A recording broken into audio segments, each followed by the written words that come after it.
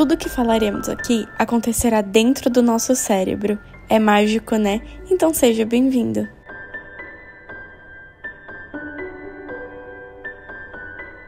Foi inventado em 1985 pelo físico médico Anthony Barker.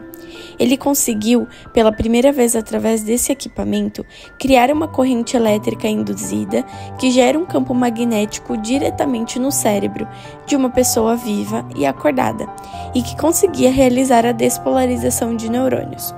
Basicamente, quando aplicava TMS na área do córtex motor, responsável pelos movimentos da mão, eles conseguiam produzir espasmos na mão. Isso demonstrou que a TMS conseguia estimular áreas bem precisas do cérebro. E foi a partir disso que essa ferramenta, a TMS, começou a ser usada em pesquisas. A partir desse início, seguido por anos de pesquisa, a EMT foi aprovada como tratamento por diversas entidades de saúde pelo mundo afora. Em 2002, ela foi aprovada no Canadá para uso clínico. Em 2007, aprovada no Brasil pela Anvisa. E em 2008, foi aprovada pela FDA nos Estados Unidos.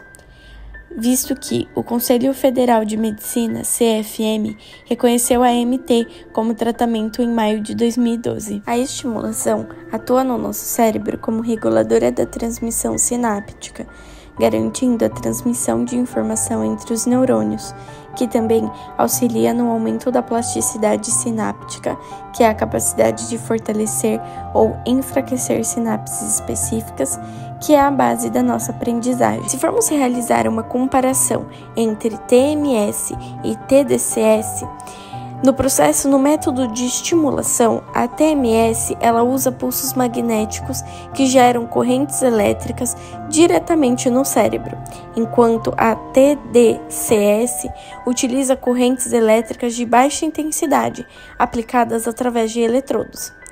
Na profundidade de estimulação, a TMS ela tende a ser mais focal, estimulando diretamente áreas específicas do cérebro, enquanto a TDCS tem um efeito mais difuso e sutil. A estimulação magnética transcraniana, EMT, é um dos métodos não invasivos, utilizado para excitar os neurônios, onde fracas correntes elétricas são induzidas no tecido pela rápida mudança de campos magnéticos, pela indução eletromagnética, estimulando a atividade cerebral.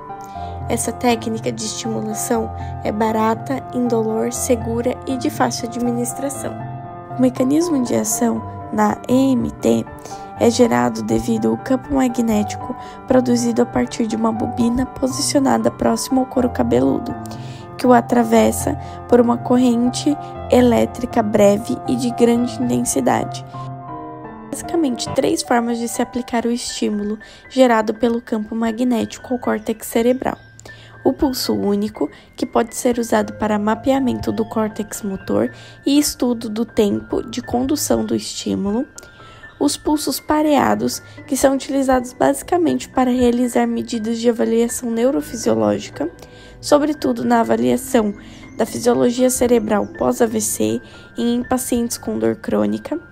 E, por fim, a MTR, que é de repetição, que constitui-se de múltiplos estímulos aplicados na forma de trem de alta frequência, quando os pulsos ocorrem numa frequência superior a 1 Hz e de baixa frequência ou lenta, quando igual ou inferior a 1 Hz.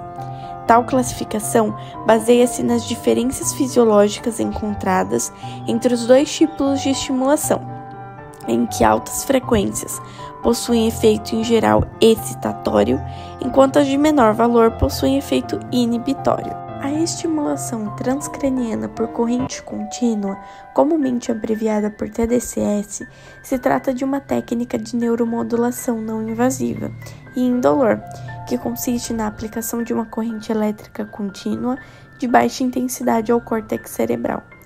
A TDCS, como as demais técnicas de neuromodulação, funciona alterando o funcionamento de determinadas regiões do cérebro, na busca do alívio de sintomas dos transtornos mentais. É realizada através da aplicação de uma corrente anodal positiva e uma catódica negativa, em regiões específicas do cérebro por meio de eletrodos. A corrente anodal positiva, ela tem como principal função facilitar a emissão dos comportamentos associados à região cerebral tratada, enquanto a corrente catódica negativa tende a inibir esses comportamentos. Um conceito que facilita a compreensão da TDCS é o potencial de ação, ou seja, quando um neurônio ele precisa ser estimulado para conseguir disparar as informações para outros neurônios. Embora a corrente utilizada na TDCS não seja suficiente para alcançar esse potencial de ação, ela torna mais fácil ou mais difícil atingir tal potencial. Podemos pensar que os neurônios eles já estão prontos para mandar as informações, e a corrente da TDCS dá um impulso que faz com que essas informações sejam passadas com mais facilidade, no caso de uma estimulação positiva.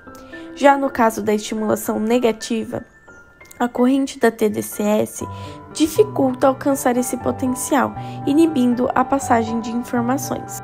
O desempenho adequado do cérebro se dá pela ação dos nervos e do funcionamento correto das vias neurais. As vias neurais são como caminhos que levam informações de um conjunto de neurônios a outro conjunto de neurônios. O que a neuromodulação faz, em suma, é alterar o funcionamento dos neurônios e melhorar o tráfego nas vias neurais por meio de estímulos localizados. Esses estímulos podem ser pulsos magnéticos ou correntes elétricas. A neuroplasticidade é uma capacidade de adaptação do sistema nervoso central em modificar as propriedades fisiológicas em resposta às alterações do ambiente.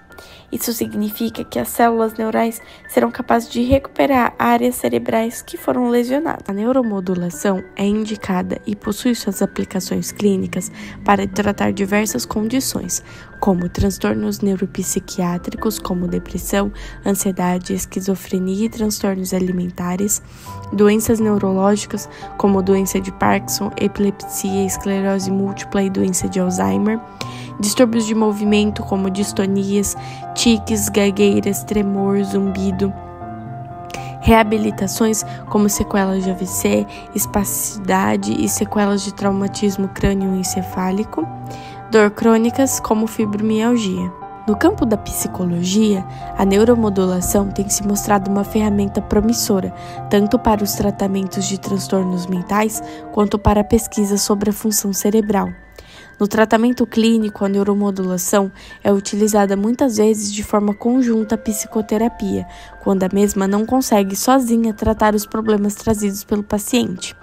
O objetivo da neuromodulação é aliviar os sintomas de depressão resistentes ao tratamento, ansiedade e transtornos obsessivo-compulsivo e outros distúrbios psiquiátricos, como a esquizofrenia. Ao modular a atividade cerebral, a técnica oferece uma alternativa ou um complemento aos tratamentos convencionais, como a psicoterapia e a medicação.